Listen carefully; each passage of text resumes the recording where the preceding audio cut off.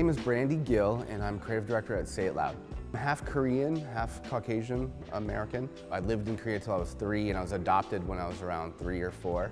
And my adopted parents are also Korean and white Caucasian American, so I guess that worked out. My dad was an engineer for a company called Raytheon, and his job took us all over the world. So we moved from South Korea to Iran, from Iran to West Germany, Germany back to Korea, and then Korea to the United Arab Emirates. So growing up all over the world, I usually went to school on military bases. Like in Korea and Germany, I actually went to American military schools. And then high school, I went to boarding school in Switzerland. It was one of those things where it's like kind of crazy because that school had like the princes of Kuwait and then me.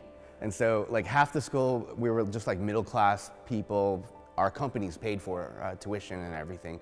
And the rest of the school were, like rich, people from all over the planet. All those were really kind of interesting experiences and going to different types of schools, but it was always like an American curriculum school. In Switzerland though, that was probably the most unusual experience. You had people from all walks of life. It was pretty exclusive for the most part. I think the last time that I saw some sort of listing, it was like the 5th most expensive school in the world. So my senior year of high school in Lausanne, Switzerland, my girlfriend was from Norway, and she decided she wanted to go to school in Florida. She decided she wanted to go to UCF, and I was like, all right, well, I'll go there for a couple years and check it out and see and transfer or whatever. I ended up staying. We got married when we were 20, divorced when we were 29. I don't think my parents were too happy. I got into a lot of schools, but I ended up choosing UCF because I followed my high school sweetheart. And that didn't work out, but a lot of other things happened from coming to Orlando and moving to Florida that were good, so.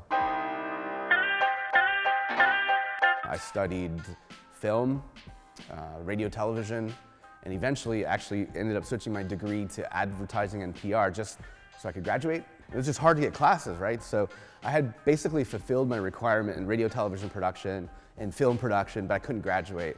So I had to take a couple of classes, a couple of electives, and I got my degree in ad PR and got out. The first job that I had in advertising was this little agency in Longwood that did car ads. That helped me really develop my chops though, I got faster at layout, it helped with design, it helped throughout, and I learned a lot at that first job. So after that first job, I actually started an agency with 2 other guys. It was called CGS Ad Group. I was the G in the CGS. And we were doing that kind of work because that's what we knew.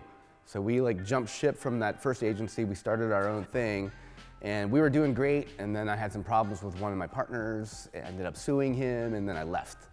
And I really kind of got my first big agency job at that point. It was an agency in town called YPB. I got my first job there as a junior art director, and I was there for about 8 years, from 2000 to 2008.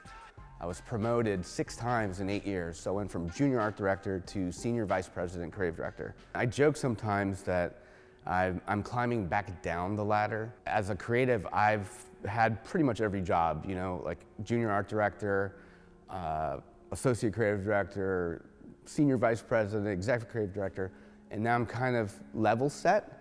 And so I'm at a position now where I get to be a creative director, but I'm also very hands-on. And that's one thing I don't want to ever get away from, is actually making shit, I like to make cool shit, like everyone does. But in our business, a lot of times you get promoted to management and you don't get to make stuff anymore. So that's what drives me, is just, doing good work and making things that I personally am proud of and that I care about, because we spend a lot of time at work, so I want to do things that matter to me.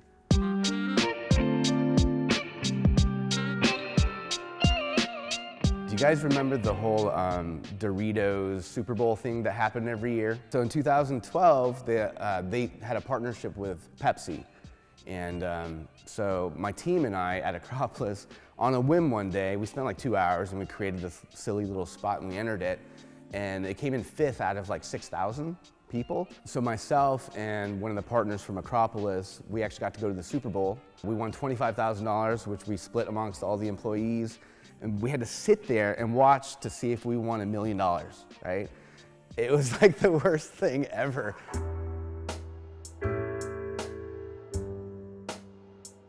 I've definitely had a lot of mentors in my life, but one that is A standout is actually my boss, Julio Lima, who started Say It Loud. When I was just like a pesky little junior starting out in Orlando, I mean, I would email him and call him, and he would always respond to me and give me good advice and direction. And because of him, you know, I try to do the same. You know, like I get inundated with emails and questions and LinkedIn and whatnot, so I try to respond to everybody and try to return that favor, you know, because he really did help me out a lot when I was starting out. And now that I'm creative director here, he's hired me to hopefully, you know, help fill his shoes as he looks towards retirement. So that's been kind of an honor to be in this position, working with one of my mentors and somebody I've always looked up to. One of our clients is Orange Blossom Brewing, which is a local craft brewery. And I'm also a partner in Orange Blossom Brewing. A couple of weeks ago, we launched a new beer. It's an IPA. It's called City Beautiful IPA, and it's named after Orlando. That's been really cool, just that whole process of creating a new brand in the beer space. You know, I mean, we're in advertising, you know, like having a beer client is kind of awesome. I play the guitar, and I've been playing since I was a teenager. And there's a little group of us in the ad community. We've been getting together weekly for a while now, and we do jam sessions. And a lot of times we'll bring in guest musicians and we'll record. And ultimately, my goal is to eventually just have a series of recordings of all these sessions and some of the songs that came out of it.